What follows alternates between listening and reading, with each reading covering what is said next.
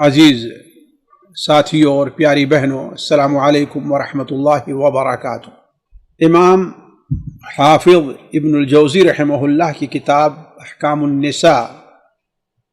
کو سامنے رکھ کر کے زیادہ تر اس پر اعتماد کر کے اور کچھ چیزیں دیگر علماء کی کلام سے لے کر جو عورتوں سے متعلقہ مسائل سے متعلق ہماری آپ کی یہ گفتگو چل رہی تھی، آج اس کی 18ویں مجلس ہے اور یہ اب سمجھیں کہ آخری مجلس سے پہلے والی مجلس ہے۔ اس کے بعد ایک یا بہت ہو سکتی ہیں تو 2 مجلسیں اور ہوگی، ورنہ یہ سلسلہ مبارک ہمارا آپ کا جو آج تقریباً 3 مہینے سے شروع ہوا تھا یا 4 مہینے سے، وہ اب خاتمے پر ہے۔ آج کی مجلس میں چند اہم باتیں جس سے ہمارے بہنوں کا سابقہ پڑتا ہے وہ ہیں۔ ایک مسئلہ تو آئے گا عورتوں کا جنازے میں شریک ہونا، عورتوں کا قبر کی زیارت کرنا شرعی طور پر اس کا کیا حکم ہے۔ دوسرا مسئلہ آئے گا کہ اگر ہماری کوئی بہن، اور ظاہر بات ہے ہمارا کوئی بھائی بدرجہ اولا اگر اپنے پیچھے نیک اولاد چھوڑتا ہے تو اللہ کے رسول صلی اللہ علیہ وسلم اس کے کیا فضائل بیان کیے ہیں، اور جو سب سے اہم چیز ہے ہماری بہنوں کے لیے اور جو چیزیں کم ہی ان کے سامنے آتی ہیں، تیسری چیز یہ رہے گی کہ سوگ سے متعلق ہماری بہنوں کو کن کن آداب کو سامنے رکھنا ہے، اور اگر وقت رہا تو چوتھی چیز ایک یہ بھی آئے گی کہ اگر کوئی عورت بیوہ ہو جاتی ہے تو اس کے لیے بہتر کیا ہے، آیا وہ شادی کرے یا اپنے بچوں کی تربیت میں اپنا وقت لگا دے۔ یہ چند مسائل ہیں آج کی مجلس میں رہیں گے اگر وقت نے ساتھ دیا تو۔ پہلی بات یہ ہے کہ عورتوں کے لیے جنازے کے ساتھ جانے کا کیا حکم ہے۔ امام جوزی رحمہ اللہ نے حکم لگایا ہے ممانعت۔ اس سلسلے میں امام الجوزی رحمہ اللہ نے بہت سی حدیثیں نقل کی ہیں، لیکن عموماً جو حدیثیں نقل کی ہیں وہ حدیثیں ضعیف تھیں، اس لیے ہم نے ان سے تعرض نہیں کیا۔ اسی کے ہم معنی اور اسی مفہوم میں جو حدیثیں ہمیں صحیح ملی ہیں ان میں سے 2-1 حدیثیں میں آپ کے سامنے رکھتا ہوں۔ پہلی حدیث بڑی مشہور حدیث ہے اور بڑی مشہور صحابیہ سے ہے، جو صحیح بخاری اور صحیح مسلم میں حضرت ام عطیہ رضی اللہ تعالی عنہا سے ہے، جو مبایعات میں سے ہیں، یعنی ان عورتوں میں سے ہیں جنہوں نے نبی کریم صلی اللہ علیہ وسلم کے ہاتھ پر بیعت کی تھی، خصوصی بیعت کی تھی، اور بہت سے مخصوص مسائل جو ہیں عورتوں سے متعلق حضرت ام عطیہ رضی اللہ تعالی عنہا سے مروی ہیں۔ وہ بیان فرماتی ہیں کہ اللہ کے رسول صلی اللہ علیہ وسلم نے ہمیں جنازے کے ساتھ جانے سے منع فرمایا، یعنی جنازہ اگر گھر سے نکلے کہیں سے اٹھے تو آیا ہم اس کے ساتھ جا سکتی ہیں اور نماز پڑھ سکتی ہیں یا نہیں۔ تو آپ نے جنازے کے ساتھ جانے سے منع فرمایا، البتہ اس بارے میں ہم پر سختی نہیں برتی گئی۔ ولم يعزم یا ولم يعزم علینا، ہمارے اوپر اللہ کے رسول صلی اللہ علیہ وسلم نے اس کو عزیمت نہیں قرار دیا، سختی نہیں برتی کہ یعنی تمہارے لیے جانا جائز ہے ہی نہیں، تمہارے لیے جانا جائز نہیں ہے۔ ایک اور حدیث ہے جسے علامہ البانی رحمہ اللہ نے الصحیحہ کے اندر، امام ابن حبان رحمہ اللہ کتاب الثقات وغیرہ سے نقل کی ہے، جو مائی عائشہ رضی اللہ تعالیٰ عنہا سے مروی ہے۔ وہ بیان فرماتی ہے کہ نبی کریم صلی اللہ علیہ وسلم نے نہا عن اتباع النساء الجنائز وقال لیس لہن فی ذلک اجر۔ نبی کریم صلی اللہ علیہ وسلم نے عورتوں کو جنازے کے ساتھ جانے سے منع فرمایا، اور آپ نے یہ بیان فرمایا کہ اس میں ان کے لیے کوئی اجر نہیں ہے، اس میں ان کے لیے کوئی اجر نہیں ہے، اس لیے کہ دیکھیے جنازہ کی نماز پڑھنا اور دفن تک شریک ہونا یہ بڑے اجر کا سبب ہے، جیسا کہ ہم لوگ بار بار سنتے آئے ہیں۔ نبی کریم صلی اللہ علیہ وسلم کی وہ حدیث حضرت عبداللہ ابن حضرت ابو ہریرہ رضی اللہ عنہ سے بخاری وغیرہ میں اور دوسری کتب حدیث کے اندر مروی ہے کہ آپ صلی اللہ علیہ وسلم بیان فرمایا کہ جو شخص جنازے کے ساتھ جائے اور نماز پڑھ لیتا ہے تو اللہ تعالیٰ اس سے 1 قرات عطا فرماتا ہے، اور اگر نماز پڑھنے کے ساتھ ساتھ جاتا ہے یہاں تک اسے دفن بھی کر دیا جائے تو اللہ تعالیٰ اسے 2 قیرات عطا کرتا ہے۔ اور پوچھا گیا آپ صلی اللہ علیہ وسلم سے کہ قیرات کیا چیز ہے، قیرات ایک وزن کیا ہے؟ تو آپ صلی اللہ علیہ وسلم بیان فرمایا کہ جو ہلکے درجے کا قیرات ہے ایک احد پہاڑ کے برابر ہے۔ اس سے اندازہ لگا سکتے ہیں کہ جنازے کی نماز پڑھنا اور جنازے کے ساتھ ساتھ جانا اور دفن تک شریک ہونا یہ کتنے بڑے اجر کی چیز ہے۔ لیکن عورتوں سے متعلق آپ صلی اللہ علیہ وسلم نے منع فرمایا اولاً، لیکن سختی نہیں کی۔ اس حدیث کا مفہوم علماء نے 2 لیا ہے جو ہمارے سمجھدار اور پڑھے لکھے بھائیوں اور بہنوں کے لیے اچھی چیز ہے۔ ایک مفہوم تو یہ لیا ہے کہ ان کے لیے جنازے میں جانا مکروہ ہے، ناجائز نہیں ہے، یہ کراہت تحریمی کے طور پر ہے، یعنی اللہ تبارک و تعالی نے ان کے لیے ناپسندیدہ سمجھا ہے کہ عورتیں جنازے کے اندر جائیں، لیکن اگر کوئی عورت جاتی ہے تو اس کو حرام نہیں قرار دیا جائے کہ ہاں بھائی وہ حرام کام کا ارتکاب کر رہی ہے۔ اور دوسرا مفہوم علماء نے جو لیا ہے وہ یہ ہے کہ عورتیں اگر جنازے میں جاتی ہیں جائیں، ان کے لیے جائز تو ہے، لیکن وہ اجر جو جنازہ کی نماز پڑھنے اور دفن تک شریک ہونے کا ہے وہ اجر عورتوں کو نہیں ملے گا۔ یہ الگ مسئلہ ہے کہ اور اللہ تعالیٰ کی کوئی عبادت اگر کی جاتی ہے تو اللہ تعالیٰ اسے اجر سے محروم نہیں کرتا۔ یہیں پر میں اپنے جو پڑھے لکھے بھائی ہیں جو طالب علم ہیں ان سے یہ بات کہتا ہوں کہ بسا اوقات ایک عبادت کرنا جائز ہوتی ہے لیکن وہ سنت نہیں ہوتی۔ ہمارے بعض بھائیوں کو تعجب ہوگا کہ سنت کیسے نہیں؟ عبادت کے اندر اصل کیا ہے؟ ثبوت ہے۔ بسا اوقات عبادت کرنا وہ جائز ہوگی، جائز کے حکم میں آئے گا، جیسے مثال کے طور پر جنازے میں جانا ہے، یہ جائز کام ہوگا لیکن سنت نہیں ہوگا۔ اسی طریقے سے ایک ہی سفر میں دوسرا عمرہ کرنا، شرط یہ ہے کہ اس پر 15 دن 20 دن کچھ گزر جائیں کہ انسان کے سروں میں دوبارہ بال آ جائیں، تو یہ دوسرا عمرہ کرنا ہم ناجائز نہیں کہیں گے، جائز نہیں کہیں گے، لیکن ہم اسے سنت بھی نہیں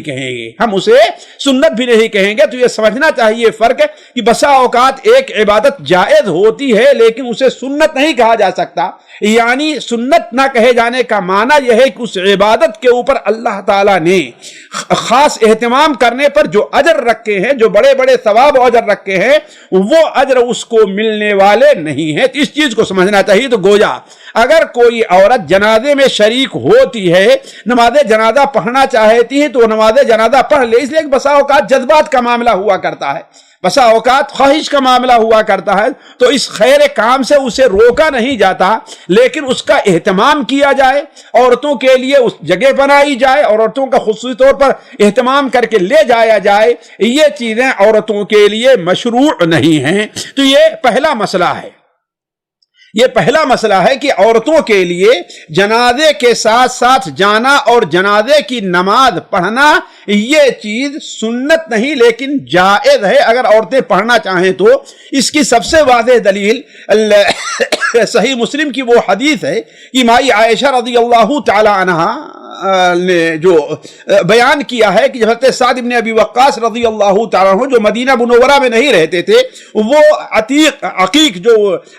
وادی ہے مدینہ منورہ کی، وہاں پر انہوں نے خاص طور پر جب حضرت عثمان غنی رضی اللہ تعالیٰ عنہ کے دور آخر میں یا ان کو جب شہید کر دیا گیا، فتنہ ہوئے ہیں، تو وہ فتنوں سے الگ ہو کر کے اپنا ایک مزرعہ یا اپنے باغچے عقیق کے اندر جا کر رہائش پذیر ہو گئے تھے۔ تو وہاں پر ان کی وفات ہوئی تو ان کا جنازہ لے آیا گیا کندھوں پر، وہاں سے لایا گیا مدینہ منورہ۔ ظاہر بات ہے اللہ کے رسول صلی اللہ علیہ وسلم کی سنت یہ رہی ہے کہ جنازے کی نماز آپ مسجد میں نہیں پڑھتے۔ آپ صلی اللہ علیہ وسلم کی سنت مبارکہ رہی کہ جہاں پر آج بقیع ہے اور مسجد نبوی اس کے درمیان میں ایک جگہ تھی جسے مصلی کہا جاتا تھا، آپ صلی اللہ علیہ وسلم وہیں پر جنازے کی نماز پڑھا کرتے تھے۔ لیکن آپ صلی اللہ علیہ وسلم کی ازواج مطہرات حضرت عائشہ اور دیگر ازواج مطہرات نے خواہش ظاہر کی کہ ہم لوگوں کا بھی جی یا خواہش ہے کہ ہم جنازے کی نماز پڑھیں۔ کس کے؟ حضرت سعد بن ابی وقاص کے۔ ظاہر بات ہے ایک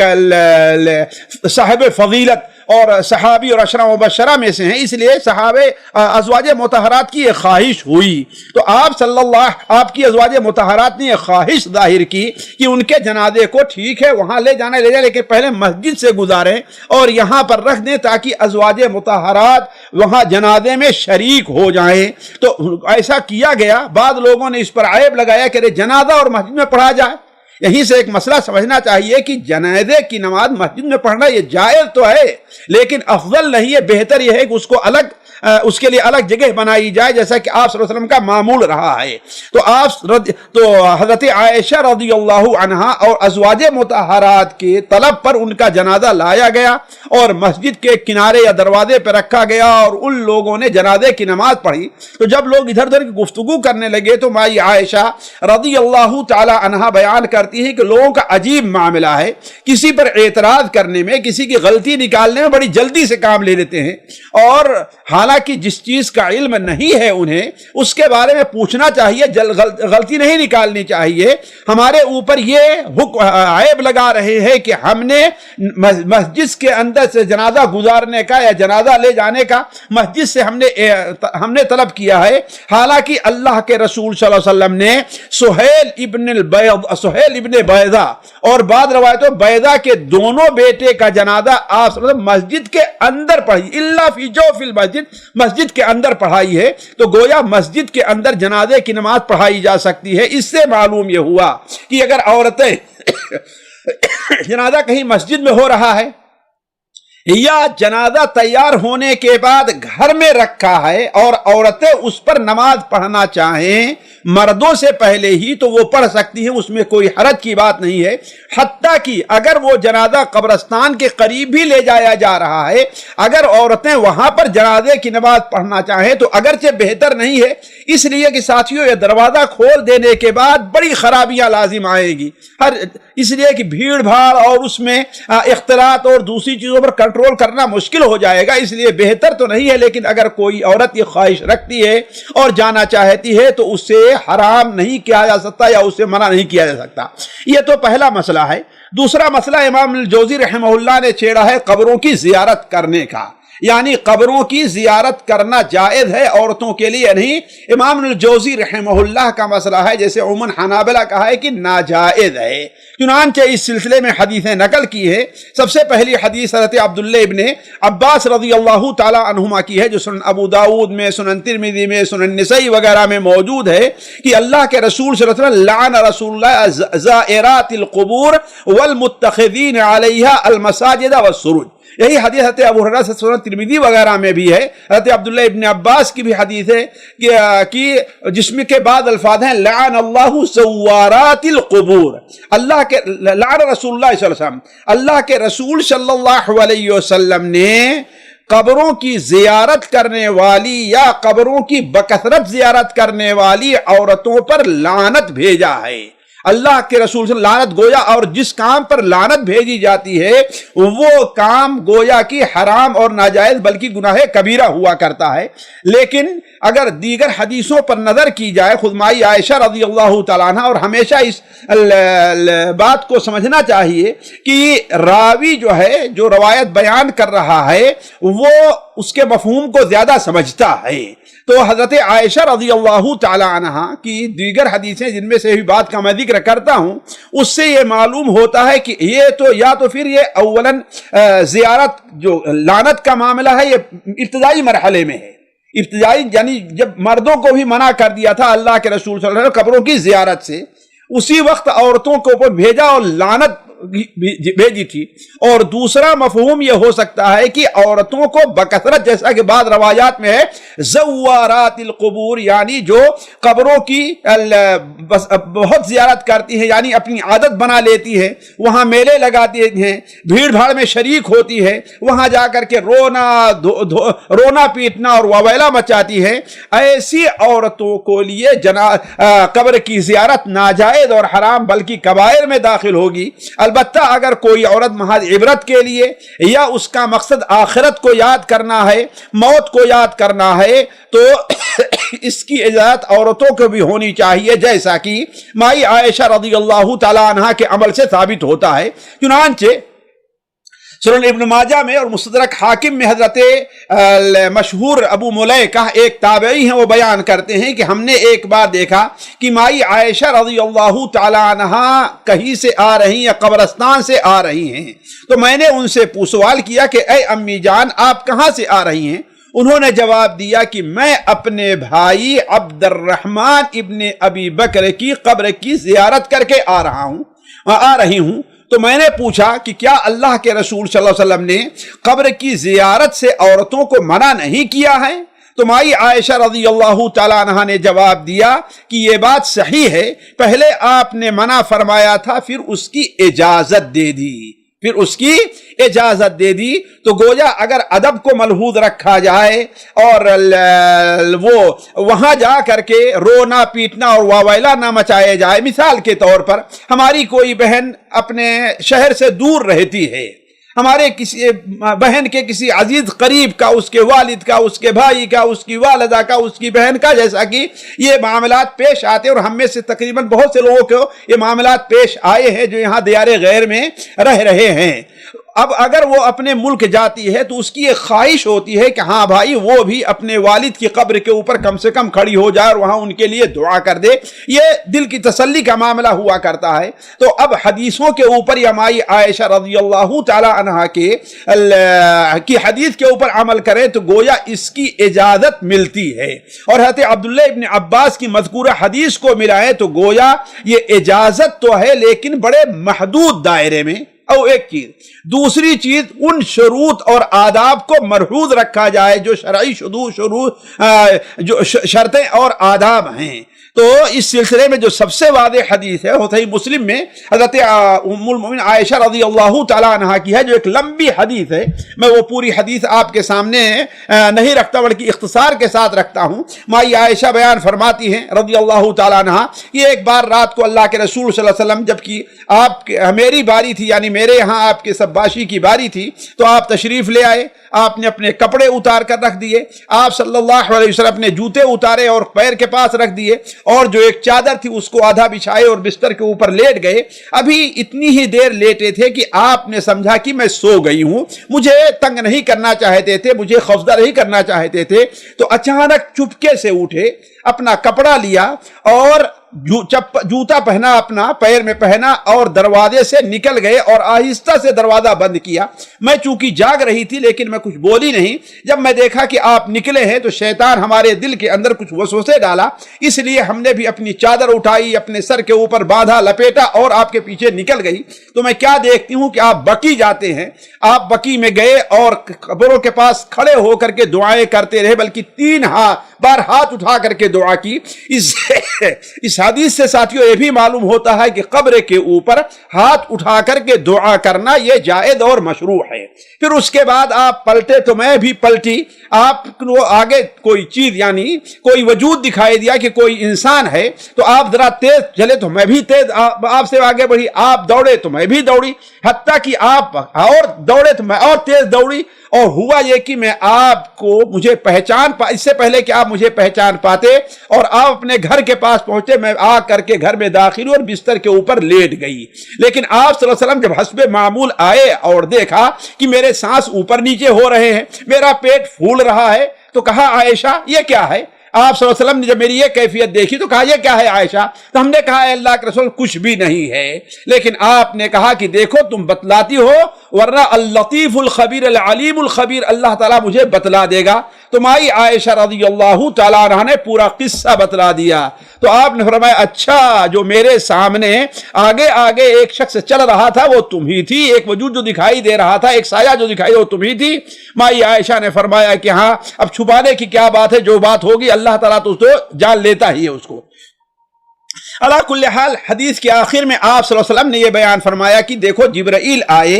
اور مجھ سے کہا کہ آپ کا رب آپ کو حکم دے رہا ہے کہ باقی والوں کے لیے آپ دعائے مغفرت کیجیے۔ تو چونکہ تو سوئی ہوئی تھی، اولاً تم نے کپڑے اتارے تھے، یعنی سر وغیرہ تھا، حضرت جبرائیل اس وقت داخل نہیں ہو سکتے تھے تیرے پاس، اور میں تجھے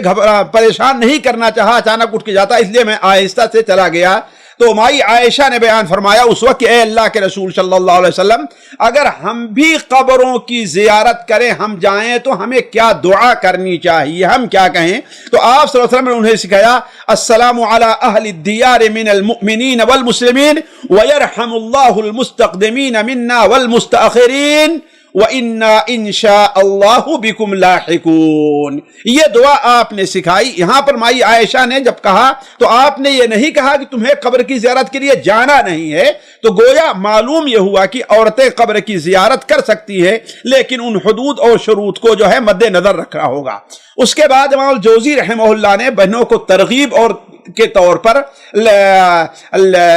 یہ موضوع چھیڑا ہے کہ اگر کوئی شخص اپنے پیچھے نیک اولاد چھوڑ کر کے جاتا ہے تو اس کا کیا اجر ہے، کیا اجر ہے۔ اور یہ مسئلہ اس سے پہلا والا، یعنی ابھی زیارت وغیرہ بلکہ اس سے پہلے جو عورت کے حمل کے ساقط کرانے اور اس سے مسائل تھے، اس سے متعلق یہ مسئلہ ہے کہ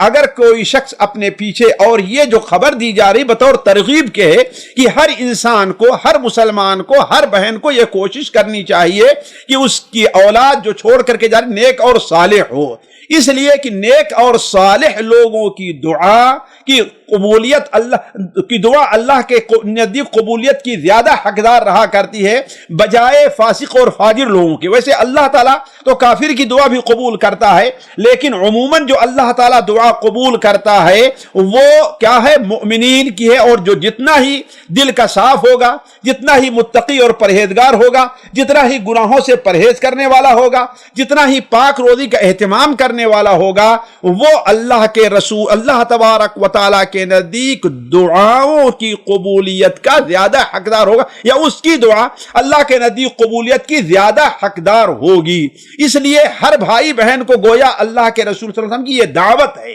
آپ کا یہ پیغام ہے، آپ کی یہ وصیت ہے کہ کوشش یہ کریں کہ ان کی اولاد نیک اور صالح ہو۔ اور حقیقت بھی یہی ہے، عموماً وہی اولاد دعا کرتی ہے اپنے والدین کے لیے جو نیک اور صالح ہوا کرتی ہے۔ جو برے ہوتے ہیں، بدبخت ہوتے ہیں، وہ تو خود اپنے لیے دعا نہیں کر سکتے، وہ خود فرائض کے اندر کوتاہیاں کرتے ہیں، تو دوسروں کے لیے دعا کیا کریں گے؟ تو آپ صلی اللہ علیہ وسلم کی مشہور حدیث جو صحیح مسلم، سنن ابو داؤد وغیرہ میں حضرت ابو ہریرہ رضی اللہ تعالیٰ عنہ سے مروی ہے کہ نبی کریم ہم نے ارشاد فرمایا اذا مات ابن آدم انقطع عملہ، جب ابن آدم کا انتقال ہو جاتا ہے تو اس کے عمل کا، یعنی اسے جو عمل پر جو ثواب ملتا ہے، اجر ملتا ہے، اس کا سلسلہ منقطع ہو جاتا ہے الا من ثلاثہ، ہاں تین قسم کے لوگ ایسے ہیں جن کے عمل کا سلسلہ چلتا رہتا ہے۔ پہلا یا تین کام وہ ہیں جن کا ثواب جاری رہتا ہے۔ پہلی چیز ہے صدقۃ جاریہ، ایسے صدقہ جس کو جاری ہو، یعنی جس کا فائدہ اس کے بعد بھی لوگ اٹھا رہے ہیں، جیسے مسجد بنوا دینا ہے، کنواں کھدوا دینا ہے، مدرسہ بنوا دینا ہے، دینی کتابیں لکھ دینی ہے، یعنی ایسی علمی چیز یا ایسے عوام کے فائدے کی چیز انسان چھوڑ کر کے جائے جس کا فائدہ لوگوں کو پہنچتا رہے۔ اور دوسری چیز علم ينتفع به، وہ علم جس سے فائدہ حاصل کیا جائے، جس سے فائدہ اٹھایا جائے۔ تو اگر ایسا علم ہے خصوصاً دینی علم جس سے لوگ فائدہ اٹھا رہے ہیں، مسلمانوں کا فائدہ ہو رہا ہے، اور یہ کوئی دینی علم ہی ہو سکتا ہے، کوئی آدمی مسلمانوں کی ضرورت کو پیش نظر رکھ کر کے اپنے بچے کو، نیک بچے کو ڈاکٹر اور انجینئر اس لیے بنا رہا ہے تاکہ وہ مسلمانوں کی خدمت کرے، اللہ کے نیک بندوں کی خدمت کرے، تو اس علم کا بھی فائدہ اس کے انتقال کے بعد ملتا رہے گا۔ اور یہ فائدہ اتنا اہم ہے کہ اگر کسی نے قرآن پڑھا دیا کسی کو تو وہ دوسرے کو قرآن پڑھائے گا، دوسرے کو قرآن پڑھائے گا، یہ سلسلہ قیامت تک اگر چلتا رہا تو قیامت تک اس کے نامہ اعمال میں ثواب لکھا جاتا رہے گا۔ اسی لیے تو نبی کریم صلی اللہ علیہ وسلم نے ارشاد فرمایا ہے ان الذین آمنوا وعملوا الصالحات لهم اجر غیر ممنون، جو لوگ ایمان لے اور عمل صالح کیا ان کو وہ اجر ملنے والا ہے جو کبھی ختم نہیں ہوگا، یعنی قیامت تک وہ سلسلہ چلتا رہے گا۔ اور تیسری چیز جس کا فائدہ پہنچتا رہے گا، عمل کا سلسلہ جاری رہے گا، او ولد صالح یدعو له، وہ نیک اولاد ہے جس کا اجر اس کو ملتا رہے گا۔ اسی طریقے سے ایک حدیث مسند سنن دارمی میں سنن دارمی میں، مسند احمد میں، اور شاید مستدرک حاکم کے اندر بھی حضرت بریدہ رضی اللہ تعالیٰ عنہ سے مروی ہے کہ نبی کریم صلی اللہ علیہ وسلم نے ارشاد فرمایا من قرأ القرآن وتعلمہ وعامل بہ، یہ شرط ہے جو شخص قرآن کو پڑھے، قرآن کو سیکھے، اس کو جانے، وعامل بہ، اور قرآن کے مطابق عمل کرے۔ بہت سے ہمارے لوگ جب قرآن کی فضیلت بیان کرنا شروع کرتے ہیں تو ایسا ظاہر ہوتا ہے کہ صرف قرآن کا پڑھ لینا باعث فضیلت ہے، نہیں۔ قرآن کی فضیلت بندے کو اسی وقت حاصل ہوگی جب کہ قرآن کو اپنے لیے کتاب دستور بنائے، قرآن کے مطابق عمل کرے۔ تو آپ صلی اللہ علیہ وسلم کا ارشاد فرمایا جس شخص نے قرآن پڑھا، اس کو سیکھا، وعامل بہ، اور اسے پر عمل کیا، تو البس یوم القیامت تاجا من نور ضوءہ مثل ضوء الشمس، اسے قیامت کے دن وہ تاج پہنایا جائے گا، اور وہ تاج نور کا ہوگا، اور ایسا نور ہوگا کہ اس کی روشنی سورج کی روشنی سے بھی زیادہ ہوگی، اور یہ تو اس کو اجر ملنے والا ہے، البتہ اس کے والدین کو کیا ملنے والا ہے؟ آپ نے بیان فرمایا وَتُكْسَى وَالِدَيْهِ حُلَّتَانِ، اللہ تبارک و تعالیٰ اس کے والدین کو ایسا جوڑا پہنائے گا، ایسا جوڑا پہنائے گا، یعنی جوڑا کسے کہتے ہیں؟ یعنی اوپر کا کپڑا اور نیچے کا کپڑا، جوڑا پہنائے گا کہ اس کا مقابلہ دنیا کی کوئی چیز نہیں کر سکتی ہے۔ کتنی بھی بڑی پراپرٹی آپ بنا لیں، کتنی بھی لمبی حکومت آپ لے لیں، اس کا مقابلہ نہیں کر سکتی ہے جو چیز ملنے والی ہے اس شخص کو جو اپنے بچے کو قرآن پڑھانے، سکھانے اور اس کے اوپر عمل کی دعوت دیتا ہے۔ تو گویا اگر کسی کا بچہ قرآن پڑھتا ہے، سیکھتا ہے، پڑھاتا ہے، اس پر عمل کرتا ہے، تو اللہ تعالیٰ اس کا اجر بھی اس کے والدین کو دے گا۔ اسی طریقے سے حضرت ابو ہریرہ رضی اللہ عنہ کی روایت جو مسند احمد سنن ماجہ میں اور طبرانی اوسط کے اندر بھی ہے کہ آپ صلی اللہ علیہ وسلم نے ارشاد فرمایا کہ اللہ تبارک و تعالی ایک بندے کا جنت کے اندر اس کی وفات کے بعد ایک درجات سے بلند کرتا رہے گا، بلند کرتا رہے، روزانہ اس کو ایک درجہ اس کا بلند ہو رہا ہے۔ تو وہ پوچھے گا اے اللہ تبارک و تعالی، آخر میں تو دنیا سے آ گیا ہوں، کوئی نیک عمل نہیں کر رہا، نہ نماز پڑھ رہا ہوں، نہ ذکر اذکار کچھ بھی نہیں، آخر مجھے یہ مقام کیوں مل رہا ہے؟ تو آپ صلی اللہ علیہ وسلم نے ارشاد فرمایا باستغفار والدک لہ، تیرا بیٹا تیرے لیے دعائے مغفرت کر رہا ہے۔ تو اگرچہ آ چکا ہے لیکن ایک نیک بیٹا چھوڑ کر کے آیا ہے، اور وہ روزانہ تیرے لیے دعائے مغفرت کرتا رہتا ہے، اس وجہ سے اللہ تعالیٰ تیرے درجات کو بلند کر رہا ہے۔ تو گویا نیک اولاد اگر کوئی آدمی چھوڑ کر کے جاتا ہے، خصوصاً میری بہن کوئی ایسی اولاد کو لڑکے کی شکل میں ہے یا لڑکی کی شکل میں ہے، اسے نیک اور صالح بنانے کی کوشش کرتی ہے، اور اس کی وجہ سے وہ نیک اور صالح بن جا رہا ہے، تو گویا اس کے لیے جہاں پر ایک بہت ذخیرے آخرت ہے، وہیں اللہ تبارک و تعالی اس کی نیکیوں کا سلسلہ اس کے لیے برابر جاری رکھے گا۔ اس کے بعد اب آتے ہیں جو تیسرا موضوع یہاں پر چھیڑا ہے امام الجوزی رحمہ اللہ نے، کہ شوہر کی وفات پر عورت کا سوگ۔ سوگ ایک بڑا مشہور سا لفظ ہے جو ہمارے اور آپ کے ہاں عام طور پر بولا جاتا ہے۔ اور سوگ اصل جو شرعی سوگ ہے وہ یہ ہے کہ عورت زیب و زینت یعنی اچھے کپڑے زینت اختیار کرنا چھوڑ دے، خوشبو لگانا چھوڑ دے، اور غیر ضروری گھر سے نکلنا چھوڑ دے، یہ ہے زینت۔ گویا اپنے گھر پر بیٹھی رہے، گھر پر رہے، صرف ضروری جو کام ہیں، ضروری چیزیں ہیں ان کے لیے نکلے، اور ایسا کپڑا نہ پہنے جس سے معلوم ہو کہ ہاں بھائی یہ کوئی شادی شدہ عورت ہے، یہ ایسی عورت ہے جو خوش ہے، خوش و خرم نظر آ رہی، ایسا کپڑا نہیں ہونا چاہیے، یہی چیز ہے سوگ۔ اس سے متعلق حضرت ام سلمہ رضی اللہ تعالیٰ عنہ کی ایک حدیث ہے جسے امام ابو داؤد رحمہ اللہ، امام نسائی رحمہ اللہ نقل کرتے ہیں کہ اللہ کے رسول صلی اللہ علیہ وسلم نے ارشاد فرمایا المتوفى عنها زوجها لا تلبس المعصفر من الثياب ولا الممشقة ولا تختضب ولا تکتحل، جس عورت کا شوہر انتقال کر جائے وہ عصفر میں رنگا ہوا اور گیرون رنگ کا کپڑا نہ پہنے گی، اس لیے کہ اس زمانے میں خسر عصفر میں رنگا کپڑا، اس لیے کہ اس سے خوشبو آیا کرتی تھی، اس میں ایک چیز خوشبو رہا کرتی تھی، اور گیرو رنگ کا کپڑا مشک یعنی گویا رنگین جسے کہتے ہیں بالکل چمکتا ہوا کپڑا نہ ہو، اور نہ خضاب استعمال کرے گی، نہ مہندی لگائے گی، اور نہ ہی سرما لگائے گی۔ اسی طریقے سے ایک اور حدیث حضرت اسماء بنت عمیس رضی اللہ تعالی عنہا جو حضرت حمزہ رضی اللہ تعالی عنہا کی بیوی تھی، ان کے شہادت بعد حضرت ابوبکر نے ان سے شادی کی، حضرت ابوبکر کی وفات کے بعد حضرت علی رضی اللہ تعالی عنہ نے ان سے شادی کی۔ حضرت اسماء بنت عمیس رضی اللہ تعالی عنہا بیان کرتی ہیں کہ جب حضرت حمزہ کی شہادت کی خبر آئی تو نبی کریم صلی اللہ علیہ وسلم ہمارے پاس تشریف لے آئے اور مجھے فرمایا تسلبی ثلاثا ثم اصنعی ما شئت،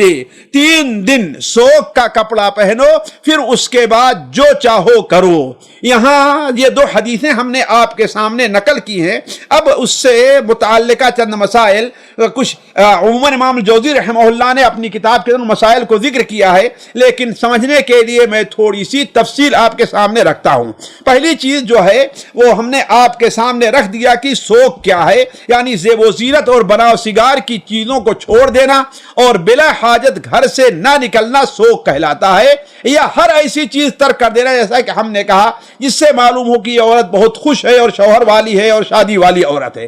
دوسرا مسئلہ ہے سوگ کا حکم کیا ہے۔ سوگ کا حکم کیا ہے؟ دیکھیے، جس عورت کا شوہر فوت ہو جائے اس پر سوگ منانا واجب ہے، خواہ وہ عورت چھوٹی ہے یا بڑی ہے، رخصتی ہوئی ہے یا ابھی رخصتی نہیں ہوئی ہے، شوہر سے اس کے راضی تھا یا شوہر سے رضامندی ناراضگی اس کی چل رہی تھی، حتیٰ کہ اگر کوئی عورت طلاق رجعی اس کو ہے اور طلاق رجعی کی عدت گزار رہی ہے، اس پر بھی سوگ منانا واجب ہے، حتیٰ کہ علماء نے یہاں تک لکھا ہے کہ اگر کوئی کسی مسلمان کی غیر مسلمہ عورت یعنی اہل کتاب میں سے ہے، اس کا شوہر فوت ہو جائے تو اس کے اوپر بھی سوگ منانا واجب ہوگا۔ اس سے اندازہ لگا لے کہ یہ مسئلہ کتنا اہم ہے کہ سوگ منانا ہر اس عورت کے اوپر واجب ہے جس کا شوہر فوت ہو جائے، چاہے وہ جوان ہے تو، وہ بوڑھی ہے تو، وہ حتیٰ کہ اگر ابھی چھوٹی نابالغ ہے تو، ہر ایک کے اوپر سوگ منانا کیا ہے؟ واجب ہوگا۔ سوگ کی مدت کتنی ہے اس کو بھی سمجھیے، عربی تاریخ کے لحاظ سے سوگ کی مدت 4 مہینہ 10 دن ہے۔ 4 مہینہ 10 دن یہ عربی کی تاریخ کے لحاظ سے ہے، نہ کہ ہمارے یہاں جو فرنجی تاریخ چلتی ہے اس کا لحاظ ہوگا، جیسا کہ اللہ تعالیٰ ارشاد فرماتا ہے وَالَّذِينَ يُتَوَفَّوْنَ مِنْكُمْ وَيَذَرُونَ أَزْوَاجًا يَتَرَبَّصْنَ بِأَنفُسِهِنَّ 4 أَشْهُرٍ وَعَشْرًا، جو لوگ تم میں سے فوت ہو جائیں اور ان کی بیویاں زندہ ہوں تو ایسی بیوائیں 4 ماہ 10 دن انتظار کریں گی۔ 4 ماہ 10 دن نبی کریم صلی اللہ علیہ وسلم نے اس کی تاکید کرتے ہوئے فرمایا کہ لا يحل لامرأة تؤمن باللہ والیوم الآخر، جو عورت اللہ پر اور آخرت کے دن پر ایمان رکھتی ہے یعنی مومنہ ہے، آخرت پر ایمان رکھنے اور اللہ پر ایمان رکھنے کا ذکر اللہ نے اس لیے فرمایا کہ اس کے ہر چیز کو، اگر وہ چاہے ظاہری ہے یا پوشیدہ ہے، اللہ تعالیٰ ہر چیز کو جان رہا ہے، سمجھ رہا ہے، دیکھ رہا ہے، اور آخرت کا ذکر اس لیے فرمایا کہ اس دنیا میں اگرچہ اس کے اوپر کوئی پکڑ نہ ہو لیکن آخرت میں اللہ تعالیٰ اس پر اس کی پکڑ کرے گا اور اسے سزا دے گا۔ تو آپ نے بیان فرمایا جو عورت اللہ اور یوم آخرت پر ایمان رکھتی ہے اس کے لیے جائز نہیں ہے کہ کسی میت پر 3 دن سے زیادہ سوگ کرے، سوائے خاوند کے کہ اس پر 4 مہینہ 10 دن سوگ منائے گی، 4 مہینہ 10 دن سوگ منائے گی۔ اب اس کے بعد ہم یہ دیکھتے ہیں کہ یہ سوگ منانے کی حالت میں پابندیاں عورت کے اوپر کیا کیا ہیں۔ دیکھیے، پہلی چیز یہ ہے کہ سوگ کے کسی بھی قسم کی خوشبو کا استعمال جائز نہیں ہے، خواہ یہ خوشبو بدن میں ہو، کپڑے میں ہو، یا اس کے رہنے والے کمرے کو معطر کر دیا جائے۔ حتیٰ کہ علماء نے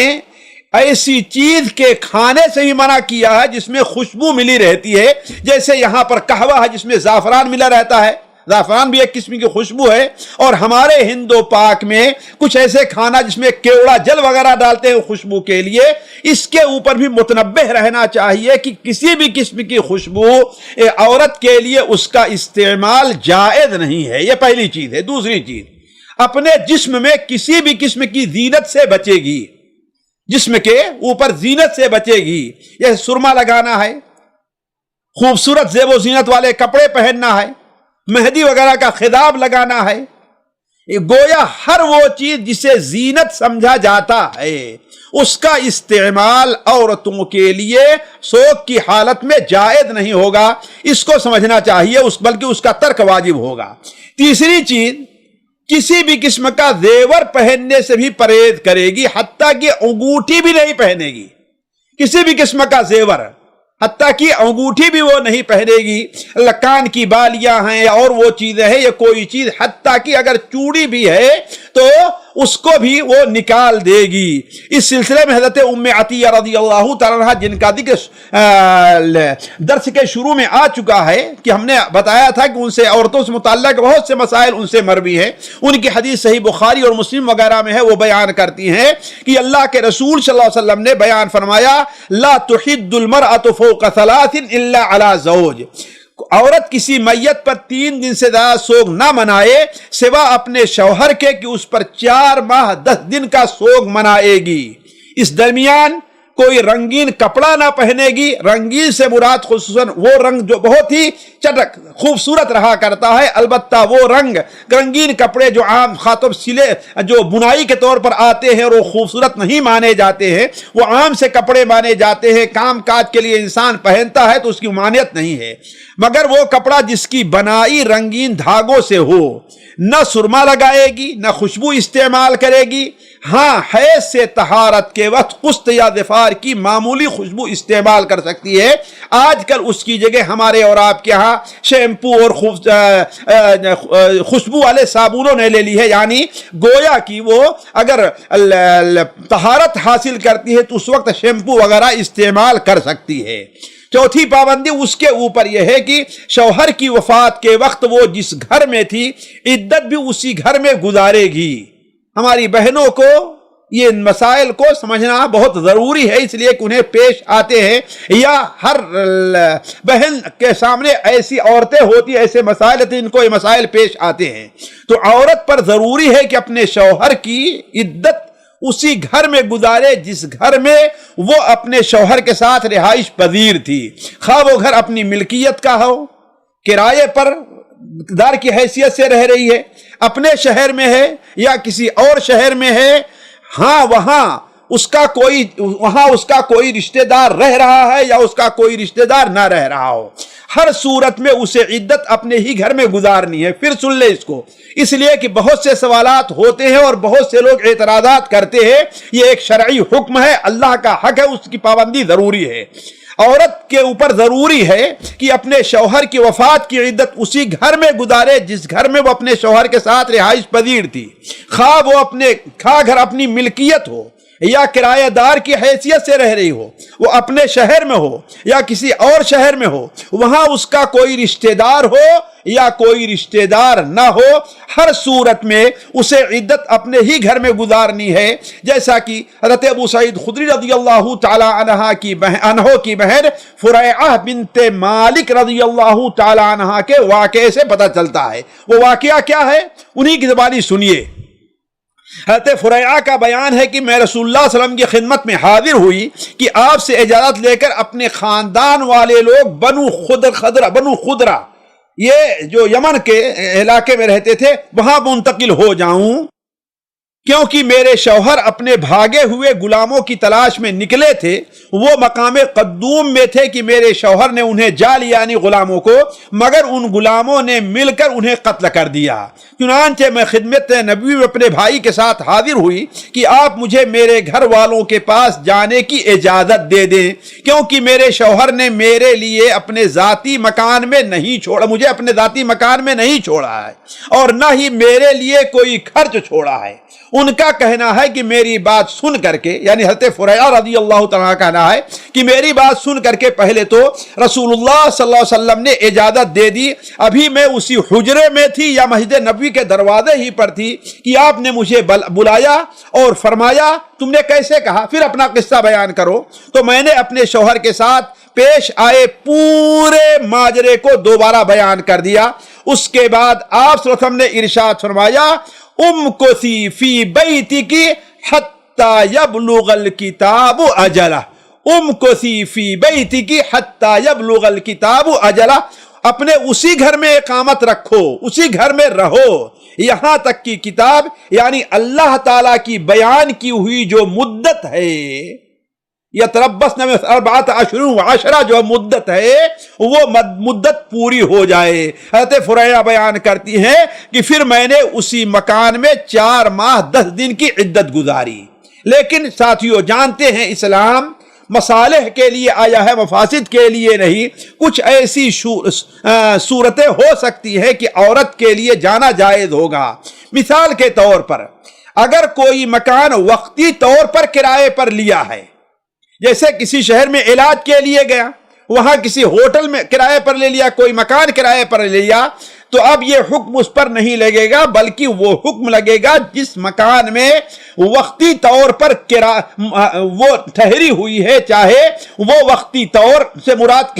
کیا ہے کہ انسان کہیں پر رہائش اختیار کرتا ہے تو وہاں پر رہ رہا ہے۔ جیسے ہم سارے لوگ ہیں یہاں پر آئے ہوئے ہیں سعودیہ میں، تو ہم گویا یہاں وقتی طور ایک لحاظ سے وقتی طور پر ہے، لیکن وہ وقتی طور پر نہیں جیسے کوئی آدمی کہیں ٹہلنے کے لیے گیا، زیارت کے لیے گیا، مکہ مکرمہ یعنی عمرہ کرنے کے لیے گیا، تو وہ وقتی ہے، یہاں اس سے وہ وقتی مراد ہے۔ اسی طریقے سے اگر اس غیرت میں عزت وغیرہ پر حملے کا خطرہ ہے، یعنی مثال تو عورت جوان ہے، 1-2 دن کا معاملہ نہیں ہے، کوئی ساتھ رہنے والا نہیں ہے، پاس پڑوس کے لوگ اچھے نہیں ہیں، ہم خطرہ ہے کہ کوئی آدمی اس کے گھر میں کود پڑ سکتا ہے، تو اس کے لیے بھی جائز ہوگا کہ وہ دوسری جگہ منتقل ہو جائے۔ اسی طریقے سے اگر مکان مالک گھر خالی کرانے پر مصر ہے اور کرائے کا کوئی انتظام نہیں ہو رہا ہے، تو دوسری جگہ جو اس کی جگہ کے قریب تر ہو وہاں پر منتقل ہو سکتی ہے۔ اسی طریقے سے انسانی اور سماجی ضروریات کے تحت سوگ والی عورت باہر جا سکتی ہے۔ علماء کہتے ہیں کہ سوگ والی عورت کے اپنے گھر سے نکلنے کی 2 صورت ہے، اس کو سمجھ لینا چاہیے۔ پہلی صورت جائز ہے، جیسے اپنے خاص ضرورت کے تحت نکلنا، خاص کام یا اپنے خاص کام یا ضرورت 2 چیزیں ہیں، اپنے خاص کام یا ضرورت کے تحت نکلنا۔ خاص کام جیسے ضروری سامان بازار سے لے آنا ہے، والدین یا خاص رشتہ داروں کی زیارت کے لیے نکلنا ہے، طالبہ ہے پڑھ رہی ہے اسے پڑھنے کے لیے جانا ہے، مدرسہ معلمہ ہے اسے پڑھانے کے لیے جانا ہے، کہیں پر نوکری کرتی ہے اسے نوکری کرنے کے لیے جانا ہے۔ یعنی کہنے کا مطلب ایسی خاص کام جو ہوا کرتے ہیں اس کے لیے نکلنا جائز ہے۔ ضرورت یعنی جس کو مجبوری ہو، یہ علاج کے لیے جانا ہے، کسی گھر کا ایسا گھر ہے جیسے آج کل بہت واقعات پیش آتے ہیں، گھر کے ڈھہ جانے کا ڈر ہے، گھر کے ڈھہ جانے کا ڈر ہے، یا سیلاب آیا ہے اب اس میں رہنا اس کے لیے کیا ہے مشکل ہے، تو ایسی اگر کوئی چیزیں ہیں تو وہ اپنے گھر سے نکل سکتی ہے۔ ناجائز نکلنا جیسے کسی غیر ضروری کاموں کے لیے نکلنا، سیر و تفریح کے لیے نکلنا، یا شادی حال جانا، یا حج اور عمرے وغیرہ کے لیے نکلنا، یہ چیزیں جو ہے منع ہے۔ واضح رہے کہ سوگ والی عورت اپنے گھر میں اگر تنہائی محسوس کر رہی ہے، اس مسئلے کو بھی سمجھیں، یا اسے تسلی دینے والا نہیں، اکیلے رہ کر کے اکتا جاتی ہے، پریشان ہو جاتی ہے، انسیت دینے والا کوئی نہیں ہے، تو دن میں اور وقتی طور پر اپنے پڑوس میں جا سکتی ہے۔ اس سلسلے میں متعدد احادیث اور آثار ہیں، میں یہاں پر 2 اثر نقل کرتا ہوں جو کافی حد تک قابل قبول ہے۔ پہلا اثر حضرت مجاہد کا بیان کرتے ہیں، غزوہ احد کی شہداء کی بیوائیں خدمت نبوی میں حاضر ہوئی اور کہنے لگی کہ اے اللہ کے رسول صلی اللہ علیہ وسلم، ہم اپنے گھروں میں بڑی وحشت محسوس کرتی ہیں، تنہائی محسوس کرتی ہے، تو کیا ہم اکٹھا ہو کر کے کسی گھر میں ایک جگہ رہ سکتی ہے، سو سکتی ہے، دن میں سے اپنے گھروں میں واپس آ جائے گی؟ آپ صلی اللہ علیہ وسلم نے ارشاد فرمایا کہ دیکھو تم کسی کے یہاں اکٹھا ہو کر کے جمع ہو کر کے جب تک بات کرنا چاہو بات کرتی رہو، لیکن جب سونے کا وقت ہو تو ہر عورت اپنے اپنے گھر میں آ جائے۔ سونے کا وقت ہر عورت اپنے گھر میں آ جائے تو گویا رات اسے گزارنی کہاں ہے، سونا کہاں ہے، اپنے گھر میں سونا ہے۔ اللہ یہ کہ ہاسپٹل میں اسے بھرتی کر دے الگ مسئلہ ہے، لیکن اگر کوئی مجبوری نہیں ہے، عام حالات ہیں تو اسی طریقے سے امام ابن شیبہ رحمہ اللہ اپنی کتاب مصنف کے حضرت علقمہ سے نقل کرتے ہیں کہ حضرت عبداللہ ابن عباس، حضرت عبداللہ بن مسعود کے پاس قبیلے ہمدان کی بیوہ عورتیں جن کے شوہر جنگوں میں کام آ چکے تھے آئیں، حضرت عبداللہ بن مسعود کے پاس آتی ہیں اور عرض کرتی ہیں کہ ہمیں تنہائی سے وحشت ہو رہی ہے، ہم کیا کریں؟ انہوں نے فرمایا کہ دن میں کسی کے یہاں اکٹھا ہو کر باتیں کرو، جب رات ہو جائے تو سونے کے لیے ہر عورت اپنے گھر میں واپس چلی جائے۔ تو گویا معلوم یہ ہوا کہ دل بہلانے کے لیے بسا اوقات عورت ادھر ادھر جا سکتی ہے، لیکن ایسا جانا نہیں ہو جس سے معلوم ہو کہ ہاں یہ اور سیر تفریح کر رہی ہے۔ آگے ایک مسئلہ اور سمجھیں، سوگ میں بیٹھی عورت اپنے گھر کے صحن میں بیٹھ سکتی ہے، گھر کے دروازے پر آ سکتی ہے، باہر سو بھی سکتی ہے، اس پر اس سلسلے میں کوئی پابندی نہیں ہے، جیسے بہت جگہ مشہور ہے کہ اس کو سورج نہیں دیکھنا چاہیے۔ اسی طریقے سے سوگ والی عورت کے لیے کوئی خاص کپڑا یا خاص رنگ نہیں ہے، بلکہ سفید سیاہ ہر قسم کا کپڑا پہن سکتی ہے، خواہ وہ کپڑا نیا ہو یا پرانا، خاص طور پر 3 دن کی مدت گزر جانے کے بعد، لیکن شرط یہ ہے کہ وہ لباس کپڑا اور نوعیت کے لحاظ سے زینت والا نہ ہو۔ بس اوقات ایک کپڑا سفید ہوا کرتا ہے لیکن بڑا خوبصورت رہتا ہے،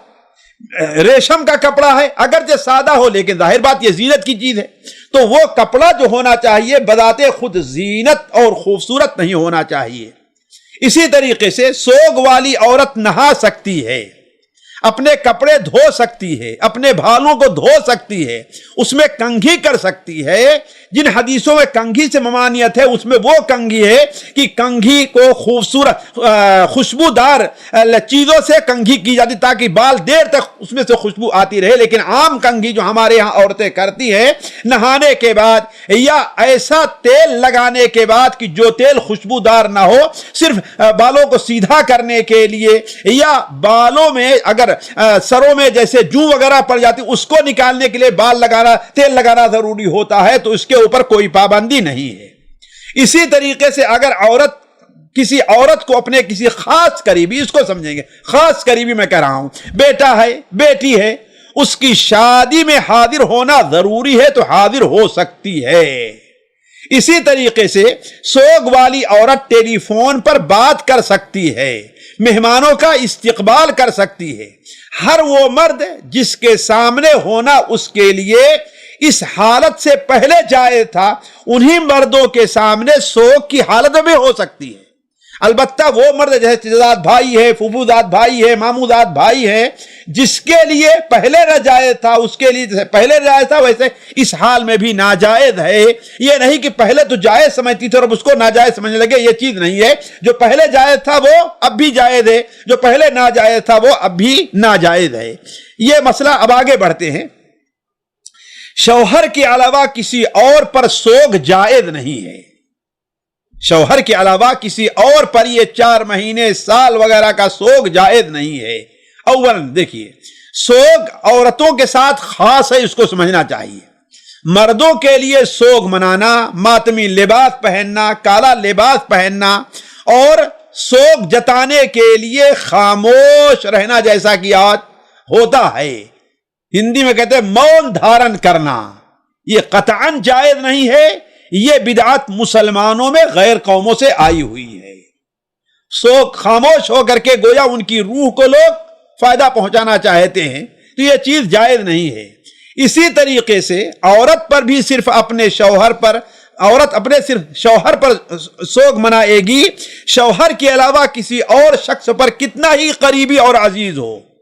بیٹا ہے باپ ہے، اس پر 3 دن سے زیادہ سوگ منانا جائز نہیں ہے، اور یہ بھی سوگ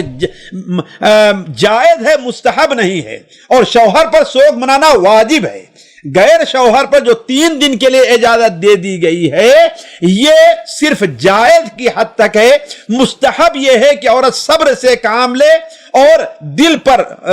بوجھ ڈال کر کے لوگوں کے اندر ظاہر کرے کہ ہاں میں اللہ تعالیٰ کی قسمت تقدیر کے اوپر راضی ہوں, اللہ کے فیصلے پر راضی ہوں, جیسا کہ حضرت ام سلیم رضی اللہ تعالی عنہا کے واقعے کے اندر موجود ہے اور لوگ بار بار سن چکے ہیں.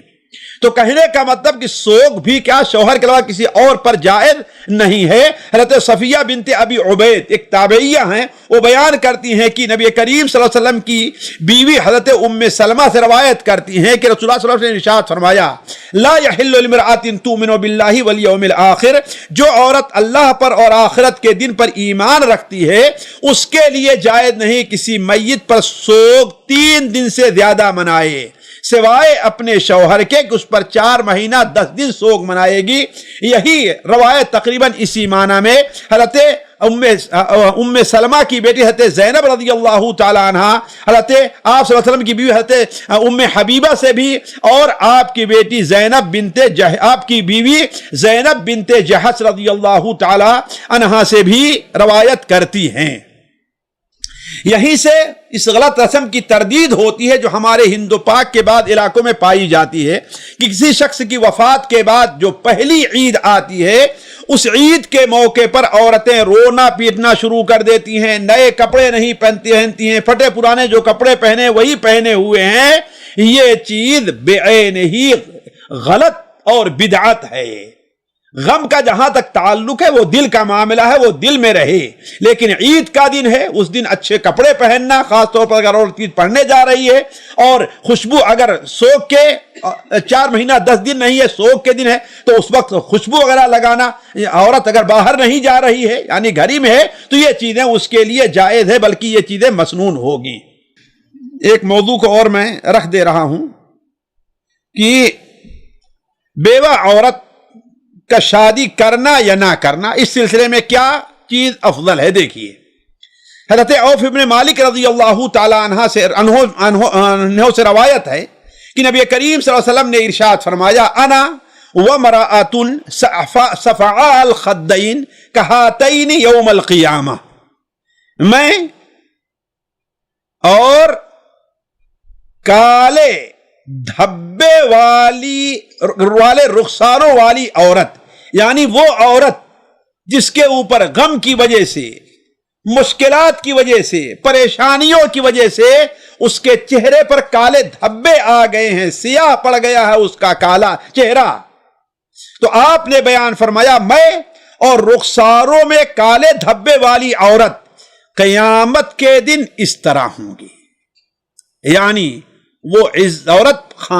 اچھے خاندان سے تعلق رکھتی ہے, وہ عورت خوبصورت بھی ہے, لیکن اپنے شوہر کی وفات پر بیوہ ہو گئی اور اپنے بچوں کی خاطر شادی سے رکی رہی حتیٰ کہ وہ بچے بڑے ہو گئے یا وفات پا گئے, تو ایسی عورت قیامت کے دن میرے ساتھ اس طرح سے ہوگی.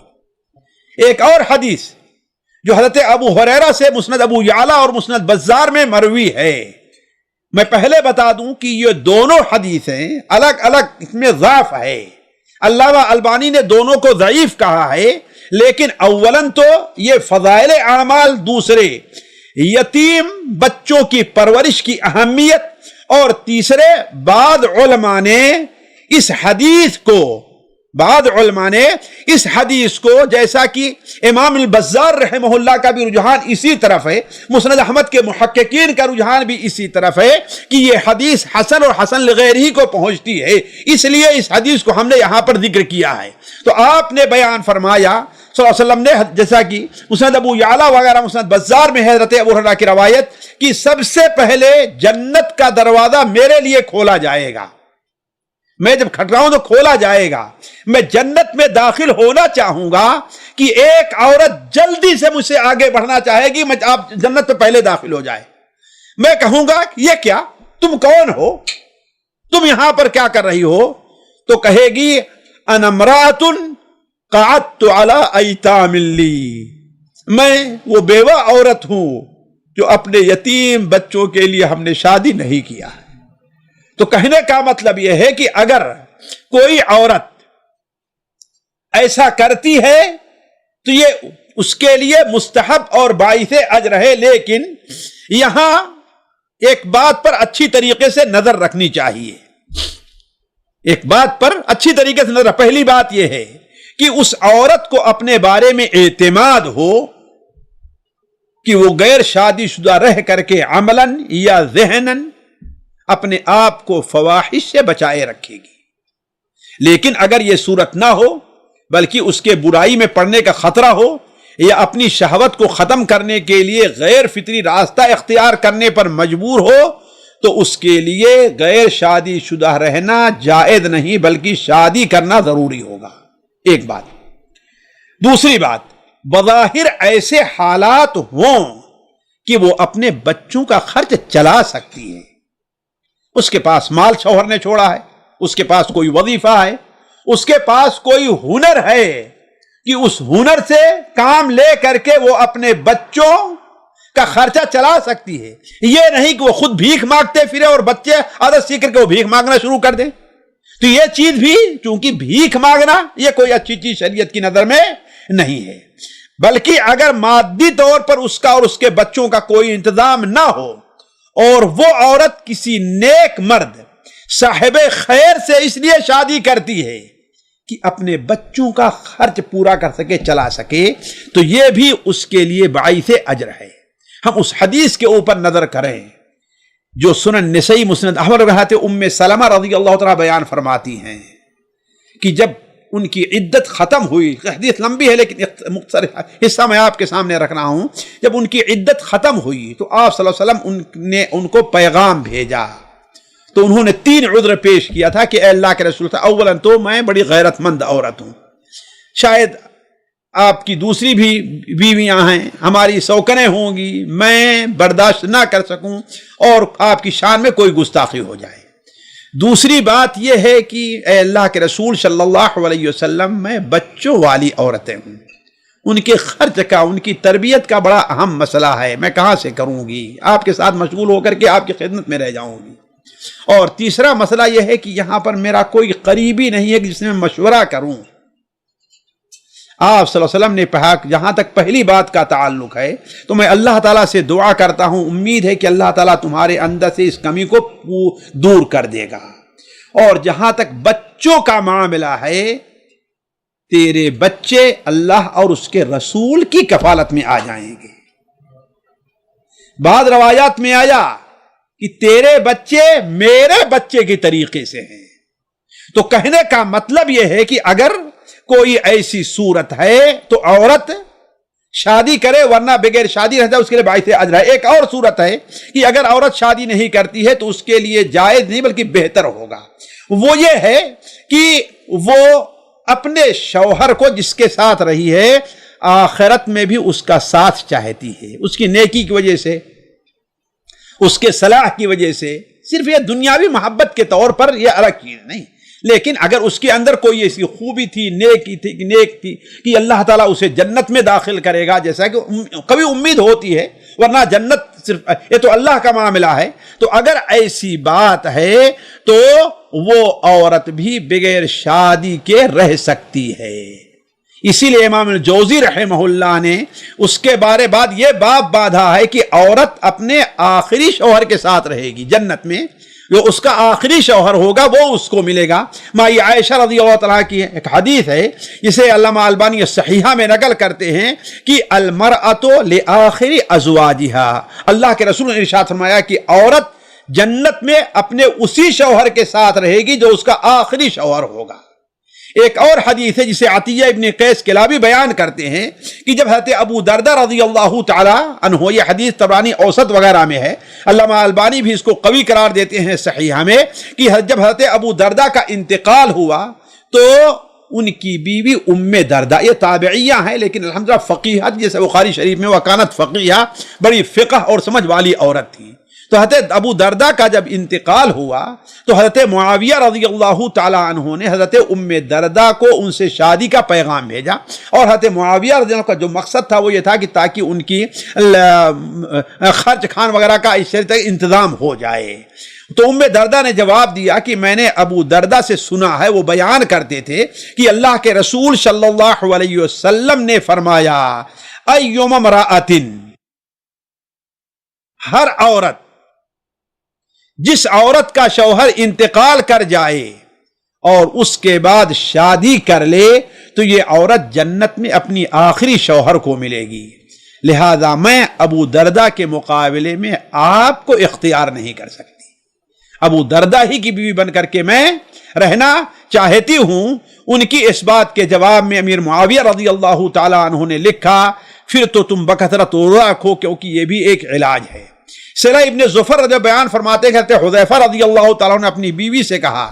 اگر تو جنت میں میری بیوی رہنا چاہتی ہے تو میرے بعد شادی نہ کرنا، کیونکہ جنت میں عورت دنیا کے اپنے آخری شوہر کو ملے گی۔ یہی وجہ ہے کہ اللہ تعالیٰ نے نبی صلی اللہ علیہ وسلم کی وفات کے بعد ازواج مطہرات کے لیے نکاح کو حرام قرار دیا ہے۔ کیوں؟ اس لیے کہ جیسے وہ دنیا میں آپ کی بیویاں ہیں، آخرت میں بھی آپ کی بیویاں رہیں گی۔ یہ اصل وجہ ہے کہ ازواج مطہرات سے نے شادی نہیں کیا، نہ ان سے کسی کے لیے ان کے ساتھ کسی کو شادی کرنا جائز تھا۔ آج ہمارے یہاں جو بدعت کے طور پر بیان فرماتے ہیں کہ ازواج مطہرات نے شادی اس لیے نہیں کی کہ اللہ کے رسول صلی اللہ علیہ وسلم زندہ ہیں، نعوذ باللہ من ذالک، یہ بات سراسر غلط ہے۔ اصل چیز یہ ہے کہ ازواج مطہرات آخرت میں بھی جنت میں آپ کی بیویاں ہوں گی، جیسا کہ آپ نے مائی عائشہ سے متعلق بیان فرمایا۔ اسی طریقے سے حفصہ کو آپ نے جب طلاق دے دی تھی تو اللہ کے رسول صلی اللہ علیہ وسلم نے فرمایا، حضرت جبرائیل آئے اور اللہ کے رسول سے فرمایا کہ اللہ تعالیٰ آپ کو حکم دے رہا ہے کہ ان سے رجوع کر لیجئے، اس لیے کہ جنت میں بھی آپ کی بیوی ہیں۔ اللہ تعالیٰ سے دعا ہے کہ اللہ تبارک و تعالیٰ ہمیں اور آپ کو ان باتوں پر عمل کرنے کی توفیق عطا فرمائے۔ اللہ تعالیٰ ہماری ان باتوں سے ہمارے بھائیوں کو، ہمارے بہنوں کو فائدہ پہنچائے۔ سبحانک اللہم و بحمدک، اشہد ان لا الہ الا انت، استغفرک و اتوب الیک۔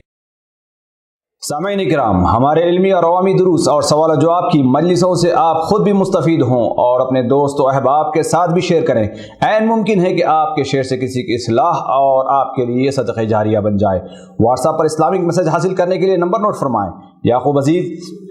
00966 5089 59707۔ واٹس ایپ سوال جواب گروپ میں ایڈ ہونے کے لیے نمبر نوٹ فرمائیں: عبدالسلام عمری 00966 502627 622۔ نمبر بھیجتے ہوئے نام اور پتہ ضرور لکھیں۔ اسی طرح ہمارے یوٹیوب چینل اسلامی دعویٰ کو ضرور سبسکرائب کریں تاکہ ہماری ہر نئی اور اہم ویڈیو کی اطلاع آپ کو فوری حاصل ہو جائے۔ تمام دروس، مقالات اور سوال و جواب سیریز کے لیے ہماری مشہور ویب سائٹ www.islamidawah.com کا مشاہدہ کرتے رہیں۔ السلام علیکم ورحمۃ اللہ وبرکاتہ۔